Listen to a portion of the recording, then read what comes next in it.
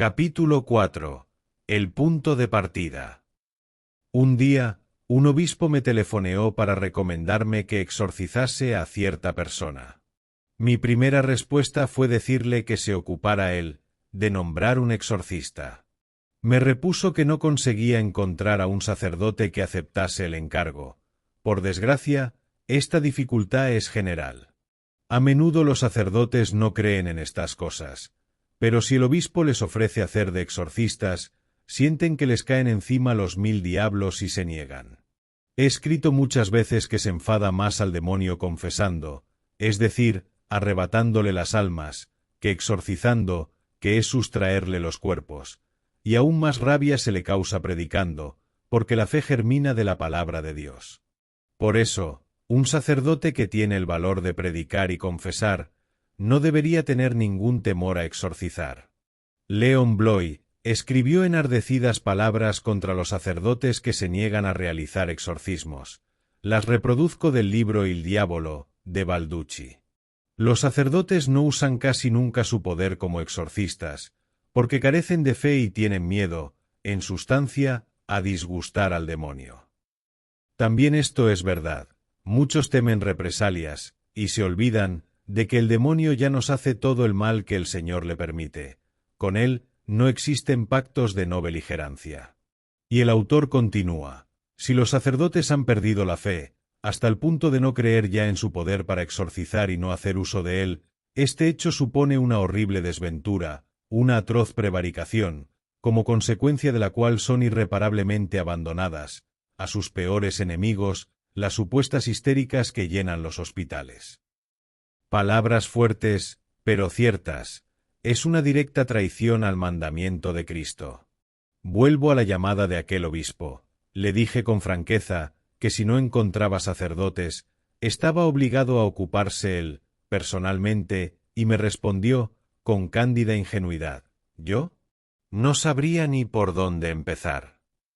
A lo cual respondí con la frase que me dijo el padre Cándido cuando me encontraba en mis comienzos: empiece por leer las instrucciones del ritual y rece en favor del solicitante las oraciones prescritas. Este es el punto de partida. El ritual de los exorcismos empieza reproduciendo 21 normas que el exorcista debe observar. No importa que estas normas fuesen escritas en 1614. Son directrices llenas de sabiduría que podrán ser ulteriormente completadas, pero que aún tienen pleno vigor. Después de haber puesto en guardia al exorcista, para que no crea fácilmente en la presencia del demonio en la persona que se presenta, proporciona una serie de normas prácticas, tanto para reconocer si se trata de un caso de verdadera posesión como sobre el comportamiento que el exorcista debe observar. Pero el desconcierto del obispo, no sabría ni por dónde empezar, es justificado. Un exorcista no se improvisa. Asignar tal misión a un sacerdote es un poco como poner en manos de una persona un tratado de cirugía, y luego pretender que vaya a practicar operaciones. Muchas cosas, demasiadas, no se leen en los textos, sino que se aprenden solo con la práctica. Por eso he pensado en poner por escrito mis experiencias, dirigidas por la gran experiencia del padre Cándido, aun sabiendo que lo conseguiré de manera muy deficiente. Una cosa es leer y otra ver. Pero igualmente escribo cosas que no se encuentran en ningún otro libro. En realidad, el punto de partida es otro. Cuando se presenta, o nos es presentada por parientes o amigos, una persona para ser exorcizada, se comienza por un interrogatorio orientado a comprender si hay motivos razonables para proceder al exorcismo, de lo cual solo puede obtenerse un diagnóstico, o bien si tales motivos no existen. Por ello se empieza por estudiar los síntomas que la propia persona o los parientes denuncian, y también las posibles causas. Se empieza por los males físicos. Los dos puntos afectados más a menudo en caso de influencias maléficas son la cabeza y el estómago. El padre Cándido me narró el caso de una muchacha, delgada y aparentemente débil. Durante los exorcismos, apenas podían mantenerla quieta entre 4 hombres. Destrozó toda ligadura, incluso anchas correas de cuero con las que intentaron sujetarla. Una vez, atada con grandes cuerdas a un somier de hierro, rompió parte de los hierros y en otra parte los dobló en ángulo recto. Muchas veces el paciente, o también los demás, si se ve afectada una familia, oye ruidos extraños, pasos en el corredor, hay puertas que se abren y se cierran, objetos que desaparecen y luego reaparecen en los sitios más diversos, o golpes en las paredes y en los muebles. Siempre pregunto, para buscar las causas, cuando empezaron esas molestias, si se las puede relacionar con un hecho concreto, si el interesado ha asistido a sesiones de espiritismo, si ha ido a ver a cartománticos o magos y, en caso positivo, cómo han ido las cosas. Es posible que, a sugerencia de algún conocido, se haya abierto la almohada o el colchón del interesado y se hayan encontrado allí los objetos más extraños: hilos de colores, mechones de cabellos, trenzas, astillas de madera o de hierro, coronas o cintas atadas de una manera apretadísima, muñecos, formas de animales, grumos de sangre o guijarros. Y son frutos seguros de hechizos. Si los resultados del interrogatorio son tales que hacen sospechar la intervención de una causa maléfica, se procede al exorcismo. Presento algunos casos. Naturalmente, en todos los episodios que reseño a continuación, modifico los nombres y cualquier otro elemento que pudiera llevar a reconocer a las personas. Para algunas bendiciones vino a verme la señora Marta, acompañada de su marido. Venían de lejos y con no poco sacrificio. Desde hacía muchos años Marta estaba en tratamiento con neurólogos, sin ninguna mejoría. Después de algunas preguntas, vi que podía proceder al exorcismo, si bien ya había sido exorcizada por otros, pero sin provecho.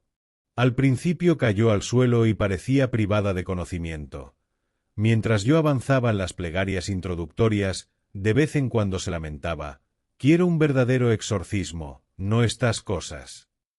Al comienzo del primer exorcismo, que empieza con las palabras «Exorcízote», se calmó satisfecha. Estas palabras le habían quedado claramente impresas en los exorcismos anteriores. Luego comenzó a lamentarse de que le hacía daño en los ojos, actitudes todas las suyas no propias de los poseídos. Cuando regresó las veces siguientes, yo no podía reconocer si mi exorcismo le había producido algún efecto o no.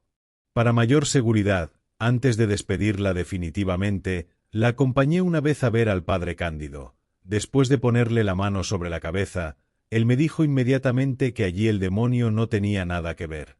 Era un caso para psiquiatras, no para exorcistas. Pierluigi, de 14 años, era alto y corpulento para su edad. No podía estudiar, era la desesperación de sus profesores y compañeros, con ninguno de los cuales conseguía estar de acuerdo, pero no era violento. Una de sus características era que cuando se sentaba en el suelo, con las piernas cruzadas, él decía que hacía el indio, ninguna fuerza conseguía levantarlo, como si se hubiese vuelto de plomo. Después de varios tratamientos médicos sin resultado, lo llevaron al padre Cándido, quien comenzó a exorcizarlo y apreció una verdadera posesión. Otra de sus características: no era pendenciero, pero con él la gente se ponía nerviosa, gritaba, no dominaba los nervios.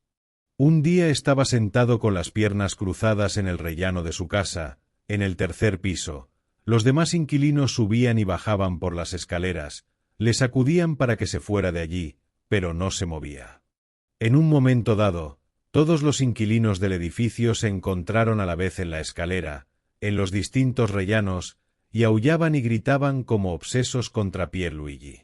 Alguien llamó a la policía. Los padres del muchacho llamaron al padre Cándido, que llegó casi al mismo tiempo que los policías y ya se había puesto a charlar con el chico para convencerlo de que entrara en su casa.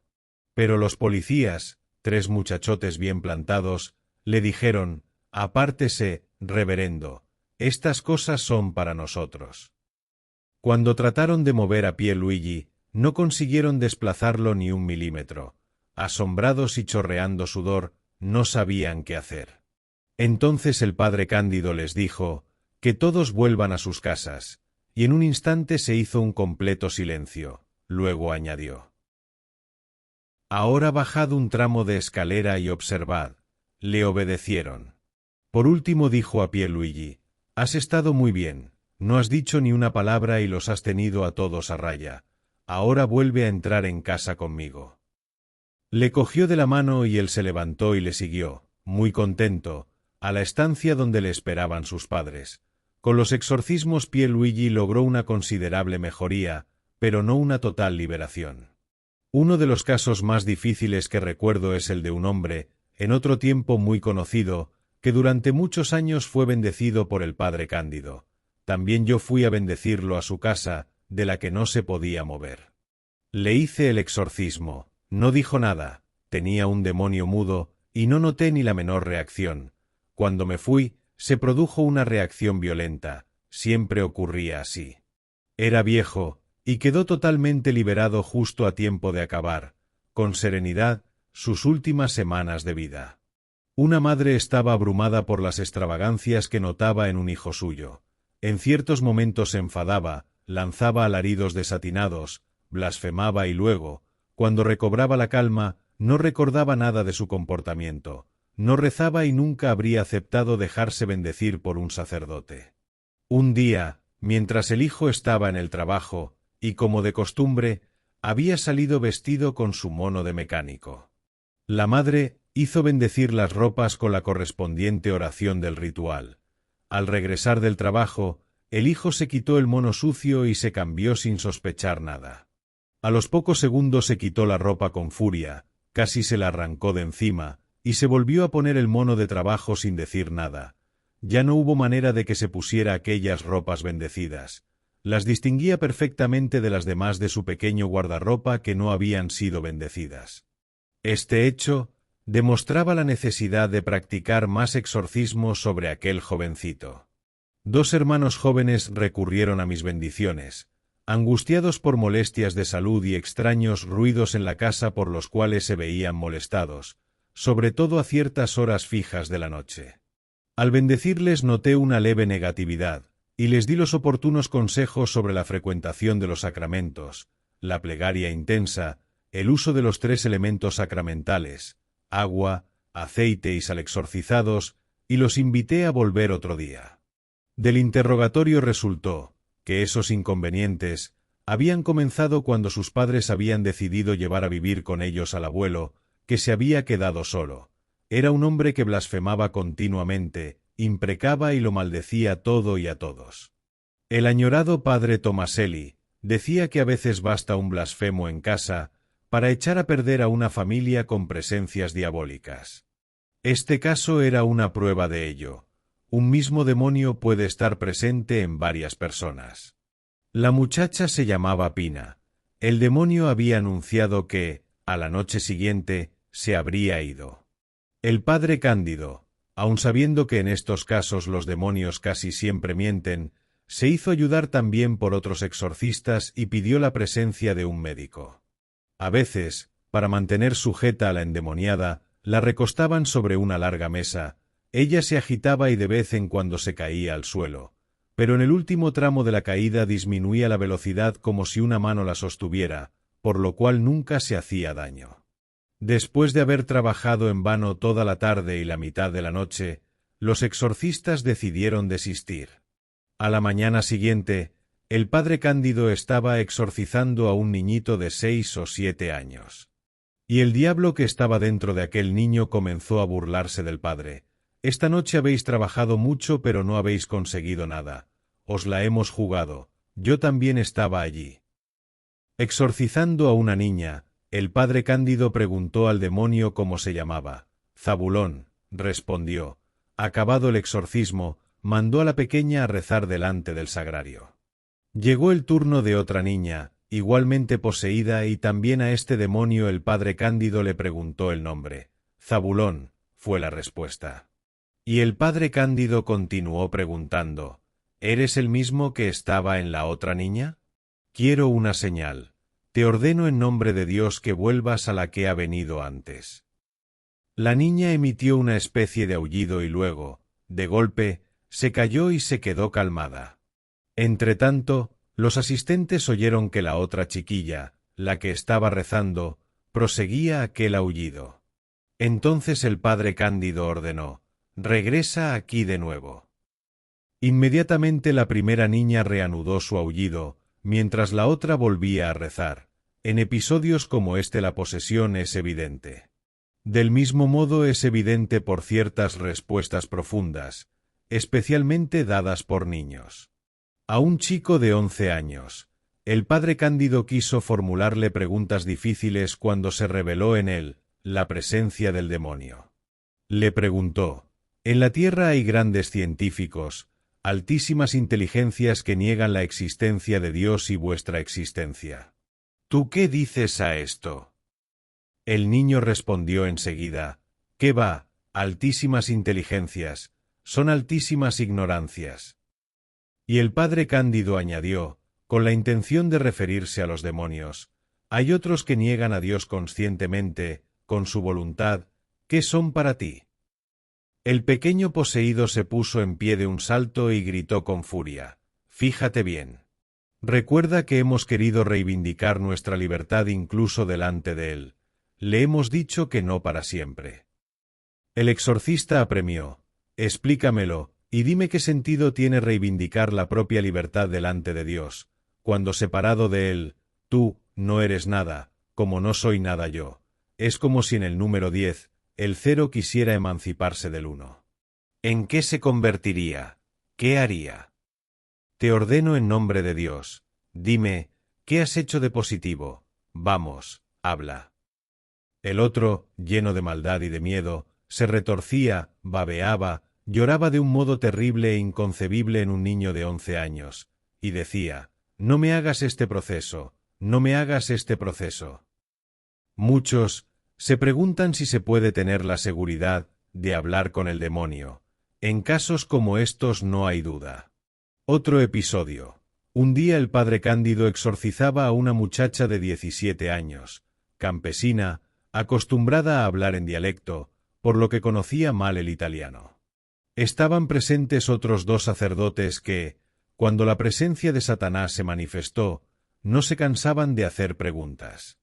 El padre Cándido, mientras seguía rezando las fórmulas en latín, mezcló palabras en griego: «Cállate, déjala en paz». Inmediatamente la muchacha se volvió hacia él: «¿Por qué ordenas que me calle? Díselo más bien a estos 2, que no paran de interrogar». El padre Cándido ha hecho preguntas muchas veces al demonio, en personas de todas las edades, pero le gusta explicar el interrogatorio a los niños, porque resulta más evidente que no dan respuestas al alcance de su edad. Por eso es más segura la presencia del demonio. Un día le preguntó a una chiquilla de 13 años, 2 enemigos que durante la vida se han odiado a muerte y terminan ambos en el infierno, ¿qué relación tienen entre sí, al haber de estar juntos durante toda la eternidad? He aquí la respuesta: «¡Qué tonto eres! Allá abajo cada uno vive replegado sobre sí mismo y desgarrado por sus remordimientos. No existe ninguna relación con nadie. Cada uno se encuentra en la soledad más absoluta, llorando desesperadamente por el mal que ha hecho. Es como un cementerio».